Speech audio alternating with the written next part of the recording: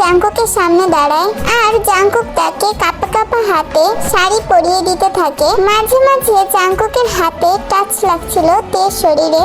তে তো বারবার কেঁপে কেঁপে উঠছিল। পেটের কাছের কুচিগুলো গুছতে গিয়ে তে আবার খিলখিল করে হেসে উঠল। কি হলো, পাগলের মতো হাসছিস কেন? সুশ্রী লাগছে। পাগল একটা। জাংকুক আবারও শাড়ি পরাতে থাকে। ফাইনালি শাড়ি পরানো ডান হয়। জাংকুক এবারে সেফটি পিন দিয়ে ব্লাউজের সাথে শাড়িটা লাগানোর সময় হুট করে শাড়ির আঁচলটা নিচে পড়ে যায়। ঘটনাটা তাড়াতাড়ি ঘটায়, তারা দুইজনেই কনফিউজ হয়ে যায়। জাংকুক হঠাৎ করে তের বুকের দিকে তাকিয়ে থাকে। তে জাংকুকের দৃষ্টি বুঝতে পেরে তাড়াতাড়ি করে শাড়ির আঁচলটা আবার নিজের গায়ে জড়িয়ে নেয়। জাংকুক চমকে উঠে অন্যদিকে তাকায়। এবার তে বলে, তোমার চোখ শুধু এইসব দুষ্ট জিনিসের উপরে কেন পড়ে? একদম বাজে কথা বলবি না তে, তুই নিজেই তো আমাকে সিডিউস করার চেষ্টা করছিলি। কি? আমি তোমাকে সিডিউস করার চেষ্টা করছিলাম? তা নয় তো কি। তের এবারে অনেক বেশি রাগ উঠে যায়। তে জাংকুককে একটা ধাক্কা দিয়ে বেডে ফেলে দেয়, তার উপরে উঠে পড়ে। আরে কি করছিস কি এসব? আরে সর হাতে। জাংকুক পুরো কথাটা শেষ করতেই পারল না, তার আগেই তে জাংকুককে কিস করতে স্টার্ট করে। জাংকুক তো তের দিকে চোখ বড় বড় করে তাকিয়ে আছে। 5 মিনিট পর তে উঠে জাংকুককে বলে, হয়েছে এবার সিডিউস? তে মুচকি হাসতে হাসতে চলে যায় আর জাংকুক তো সেখানেই মূর্তির মতো যেন জমে গিয়েছে। কেবল তার সাথে কি হলো এটা?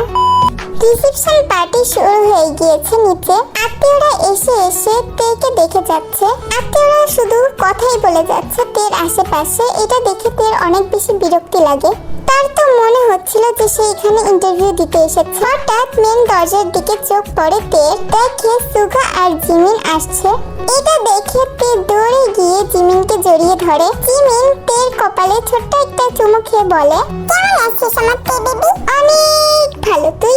এই তো ভালোই। সুগা এবারে বলে, নিজের ভাইকেই ভুলে গেলি না? এবারে তে গিয়ে সুগাকে জড়িয়ে ধরে। তারা ভিতরে চলে আসে আর টুকিটাকি গল্প করতে থাকে সবাই মিলে। এর মধ্যে জাংকুক এসে সুগার পাশে গিয়ে বসে। জাংকুককে দেখে সুগা বলে, কি অবস্থা ব্রো? আমার মাথা। রেগে আছো নাকি? জানি না। তে কি জ্বালাই তোকে? তোর বোনকে জিজ্ঞেস কর কি করেছে সে। কি করেছিস তে তুই? এই আমি কোনো কিছু করি নাই। জাংকুক তো একটু বেশি ঢং করে। তের এমন কথা শুনে সেখানে উপস্থিত সবাই হাসতে থাকে আর জাংকুক তো রাগী চোখে তের দিকে তাকিয়ে আছে। বাকিরা সবাই নিচে আছে, কিন্তু তে রুমে চলে এসেছে একটু রেস্ট নেওয়ার জন্য। নিচে বসে এইরকম ইন্টারভিউ দিতে দিতে সে অনেক বেশি ক্লান্ত, তাই তে চলে আসে ঘরে।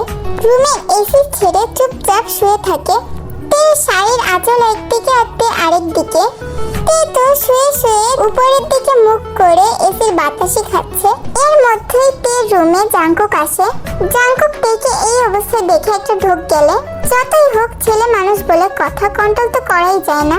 জাংকুক আস্তে আস্তে তের সামনে গিয়ে দাঁড়ায় আর বলতে থাকে, আচ্ছা এখানে যদি আমি না হয়ে অন্য কোনো ছেলে আসতো তাহলে কি হতো বলতো? তে চোখ খুলে জাংকুকের কথাগুলো শুনে হুট করে জাংকুকের হাতটা নিয়ে নিজের পেটের উপরে রাখে।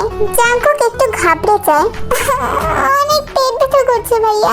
জাংকুক শান্তভাবে তের পাশে গিয়ে বসে আর পেটে খানিকক্ষণ স্লাইড করার পরে বলে, এখন ঠিক আছে? চল নিচে চল, কিছু খেয়ে তারপর ওষুধ খেয়ে নিবি তাড়াতাড়ি। খেতে এক ফোঁটাও ইচ্ছা করছে না। এটা বললে কিভাবে হয়? হ্যাঁ চল নিচে চল, আমি খাইয়ে দিচ্ছি। আমি খাবো না। এমন বললে তো হবে না তে, আমি খাইয়ে দিচ্ছি, তারপরে তুই গিয়ে ওষুধটা খেয়ে নিস। জাংকুক তেকে কোনো কিছু বলার সুযোগ দিল না আর তে শাড়ির আঁচলটা ভালো করে ঠিক করে নিচে চলে যায়। তে তো কিছুই বুঝলো না, ভ্যাবলার মতো জাংকুকের যাওয়ার দিকেই তাকিয়েছিল।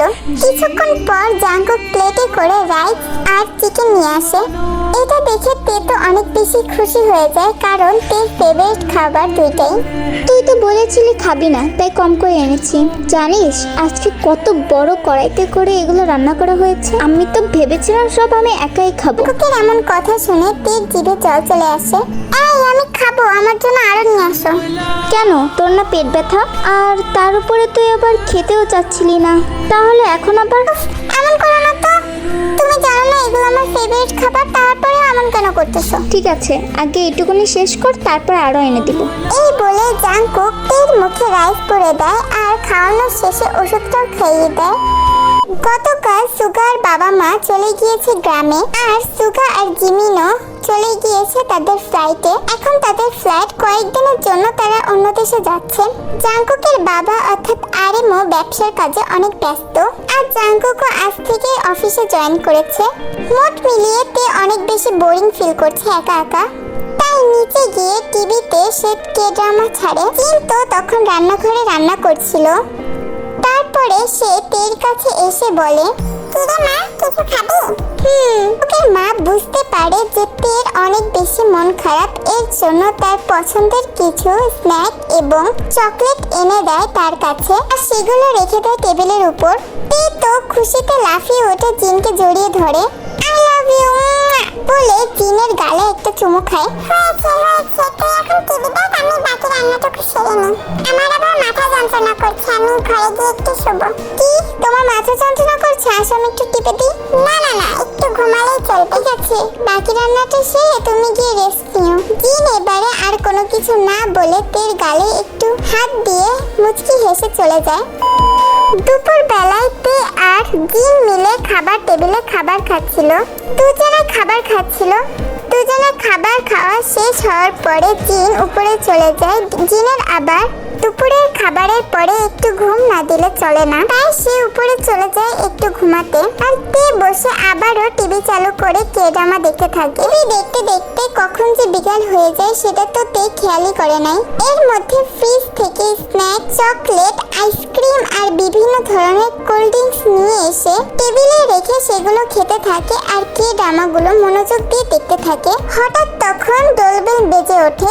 তে তাড়াতাড়ি করে টিভিটা ফ্রিজ করে গিয়ে দেখে যে জাংকুক এসেছে। তে একটা ডোন্ট কেয়ার ভাব নিয়ে চলে যায়। এসেছো? বাহ, ভালোই হয়েছে, যাও গিয়ে। এসেছো? বাহ, ভালোই হয়েছে, যাও গিয়ে ড্রেস পাল্টিয়ে ঘুমিয়ে পড়ে যাও। এটা বলে তে আবারও টিভি দেখতে বসে পড়ে। কিছু মনে করে না, কারণ সে জানে এই মেয়েটা এমনই। তে জাংকুক লিভিং রুমে গিয়ে জাংকুকের মাথায় রাগ উঠে যায়। চারিপাশে চকলেট, কোল্ড ড্রিঙ্কস, চিপস এবং বিভিন্ন ধরনের জিনিসের ক্যান, প্যাকেট এসব ফেলানো চারিপাশে ছড়িয়ে রেখে দিয়েছে। জাংকুক গিয়ে তের সামনে গিয়ে দাঁড়ায়। ওফ, তুমি কি করছো? হ্যাঁ, আমাকে টিভিটা দেখতে দাও তো, কে ড্রামাটা শেষ হয়ে যাবে এক্ষুনি। আসল মুহূর্তে এসে সামনে এসে দাঁড়িয়েছে বলেই তে এদিক ওদিক করতে থাকে মাথাটা, যাতে সে দেখতে পারে। তোর ড্রামা পরে দেখ, আগে হাতির বাচ্চা এগুলো পরিষ্কার কর। এসব কি করেছিস? হ্যাঁ, এটা কি কোনো মানুষের কাজ? পরিষ্কার কর। পারবো না। কি বললি? যার ইচ্ছা হবে সে পরিষ্কার করে নিক। তে এদিক ওদিক মাথা নাড়িয়ে চারিপাশে দেখে নিল কোথাও জিন আছে কিনা। জিন যেহেতু নেই, তাহলে তার ছেলের সাথে একটু ঝগড়া করে নিক। অনেকদিন ধরে তার সাথে ঝগড়া করে না, এই মতলবে সে ঝগড়াগুলো করতে থাকে। তুই করবি, সাথে তোর জামাইও করবে। তাহলে তুমি করো, তোমারও তো ইচ্ছা হয়েছে, তুমি করো, আমি পারবো না। তে তো সোফার উপরে বসেছিল। জাংকুক সেই অবস্থায় তের পা ধরে টান দেয়, আর তে ঠাস করে মাটিতে পড়ে যায়। তে এটা দেখে তের অনেক বেশি রাগ হয়, কারণ সে একটু মাজায় ব্যথা পেয়েছে, কিন্তু বেশি না। তাই সে জাংকুকের পা ধরে টান দেয়, আর জাংকুকও নিচে পড়ে যায়। পরে একদম তের উপরে গিয়ে পড়ে। এই সময় দুইজনের আই কন্ট্যাক্ট হয়ে যায়, আর দুইজন দুইজনের দিকে তাকিয়ে থাকে। 2 মিনিটের মতো জাংকুক তের উপরে এভাবে পড়েছিল। তারপরে সে তার পজিশন বুঝতে পেরে তের উপর থেকে উঠে যায়।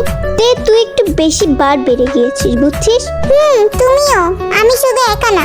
একদম মুখে মুখে তর্ক করবি না, এগুলো পরিষ্কার কর। তে কোনো কথা বলে না, চুপচাপ থাকে। কি হলো, কানে কথা যাচ্ছে না? পরিষ্কার করতে বলেছি তোকে তো আমি কথা বলতে না করেছি, তোকে কি আমি হাত পা নাড়াতে না করেছি? হ্যাঁ, তাড়াতাড়ি পরিষ্কার কর। জাংকুকের এমন ধমক খেয়ে তে ময়লাগুলো পরিষ্কার করতে থাকে। তে যেহেতু 3 পিস পরেছিল, তাই তার ওড়নাটা বারবার করে তাকে ডিস্টার্ব করছিল। এটা দেখে জাংকুক তাকে বলে, ওড়নাটা খুলে কাজ করতে পারেন ম্যাডাম। না, ওড়না খোলা যাবে না। ওড়না খুললে তোমার চোখ শুধু ওই দুষ্ট জিনিসের উপরেই যাবে।